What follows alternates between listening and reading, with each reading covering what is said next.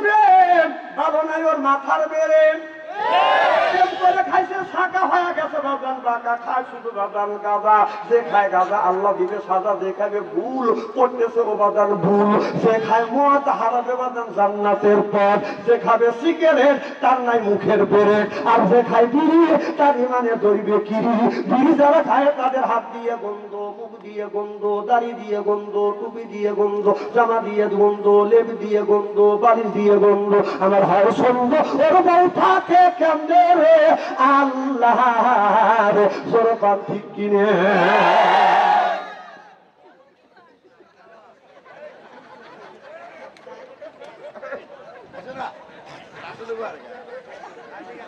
আচ্ছা কথা কেন অবস্থা বলছি টাটকা বিড়ি খায়া বোর মুখের কাছে যখন মুখ নেয় বউ খালি মুখ ঘুরে মানে স্বামী তো বিবির মুখের কাছে মুখ নিবে আর স্বামী কয় আমি তোমার মুখের কাছে মুখ নেই তুমি মুখ ঘুরো কে বউ কয় সর্ব করে লজ্জা করে এই মাত্র টাটকা বিড়ি খায়া আমার মুখের সাথে মুখ লাগাইছো তোর আসার সাথে তোর মুখের বিড়ি খাওয়া ব্রাশ করতে পারো না ও কষ্ট দাও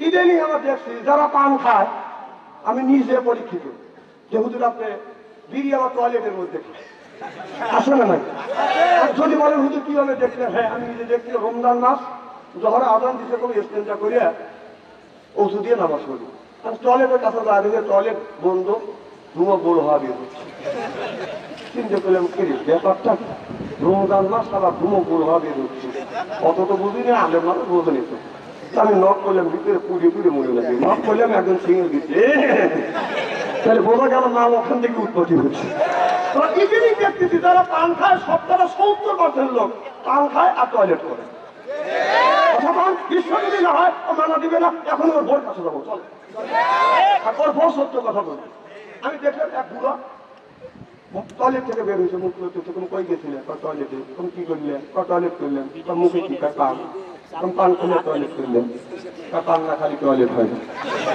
তুমি পান না খালি টয়লেট হয় না তাহলে হালাল জিনিস খারাপ জায়গা যা খাইলে তাহলে একটু গু তুলে তুমি মনে করে খাওয়া কথা কি আমি খারাপ বলতেছি নাকি হালাল জিনিস ওই জায়গা যা খায়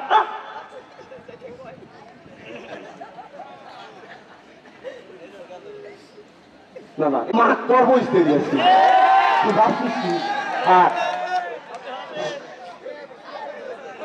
তোমার আব্বা এসে কি ভাবিলে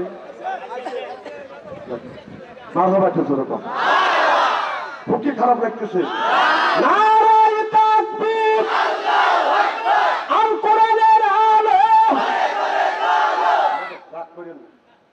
দেখেন আমি কোরআন হাদিস দিয়ে মিডিয়া বক্তব্যের সাথে বাঁচানোর জন্য কথা বলি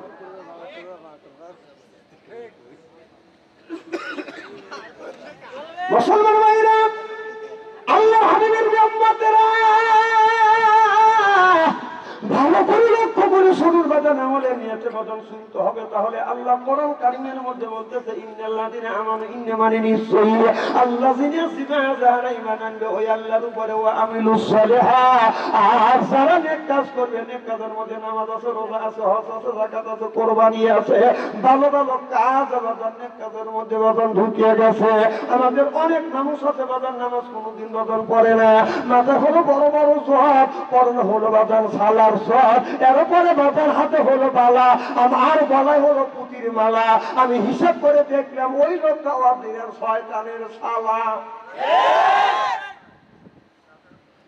নামাজ নেই রোজা নাই হজ নাই যাকাত নাই খালি বান্দারি গজল গায় ওই খাঁচার ভিতর আছেন পাখি ঢুকলো কিভাবে ওই যে খাঁচার ভিতর আছেন পাখি ঢুকলো কিভাবে মুর্শিদকে খাওয়াইলে সানা পাখি কি খাবে হায় হায় মুর্শিদ খাইলে মা কোন সানা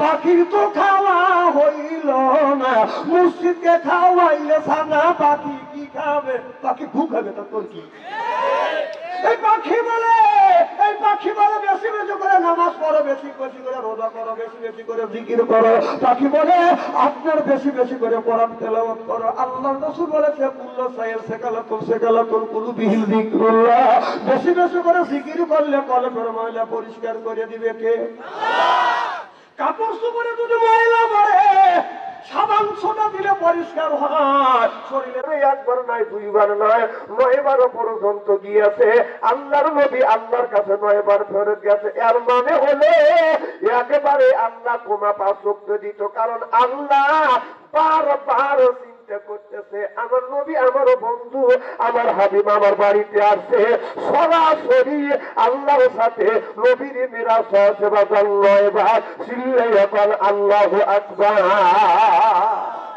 আল্লাহ আল্লাহ রাসূলকে যাকে দিতে চায় না, রাসূলের মুখ চেহারা যতই দেখে ততই আল্লাহর ভালো লাগে। সুবহানাল্লাহ। তাহলে কত সুন্দর করে আমার নবীকে বানাইছে, সেই নবীর উম্মত। আমার ভাইরা ভালো করে লক্ষ্য করে শুনুন।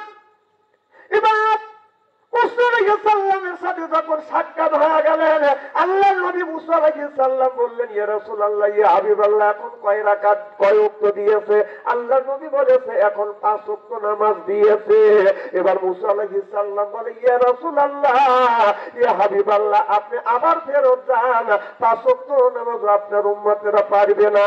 এবার আল্লাহর নবী বললেন, এ মুসা, আমার আল্লাহ আমাকে দিতে চায়, তুমি শুধু কমাইতে চাও। এখন আল্লাহর কাছে যাইতে আমার শরম লাগে। এই কথা যখন আল্লাহর নবী বললেন, আল্লাহ অমনি জানিয়ে দিলেন, বন্ধুরে 5 ওয়াক্ত নামাজ আমি ফরজ করে দিয়ে শুধু ক্ষান্ত হই নাই, তোমার বান্দারা তোমার উম্মতেরা আমার বান্দারা যদি 5 থেকে না 5 ওয়াক্ত যদি নামাজ পড়ে 50 ওয়াক্ত নামাজের সওয়াব আমি আল্লাহ আমলনামায় লিখে দিব। তাহলে তাদের বয়স, তারা 400 বছর 1000 বছর 400 বছর বাঁচেছে, আমাদের হায়াত কয় বছর? 50 বছর। তাহলে অধিক তাদের কোল এইরকম নেকি দেয় নাই, এরকম নেকি কি দিছে?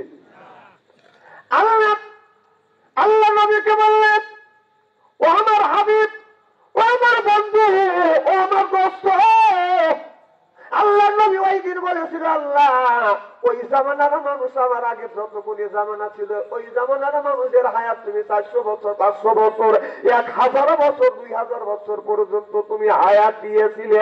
আল্লাহ তারা বেশি বেশি হায়াত পাইছে, বেশি বেশি করে তোমার ইবাদত করছে। অল্প নেকি নিয়ে তো আল্লাহ তোমার বান্দারা আমার উম্মতের তো জান্নাতে যেতে পারবে না, তাদের হায়াত বেশি, তারা নেকিও কামাই করছে বেশি। আর আমার উম্মতের হায়াত মাত্র 50 বছর, নেকি উপায় করবে, নেকি কামাই করবে কোন? আল্লাহ এই কামাই অল্প নেকি দিয়ে আমার উম্মতেরা জান্নাতে যেতে পারবে না। আল্লাহ এবার আল্লাহ নবীরে বললেন, বন্ধু রে তোমার বান্দারা নেকির কাজ গেল।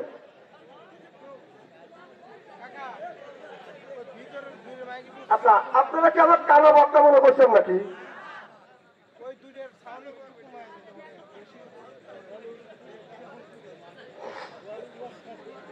কি ভাই খুব খারাপ লাগতেছে নাকি? চলবে তো ইনশাল্লাহ। কেমন শুরু করতেছি, মারহাবা তো জোরে কর।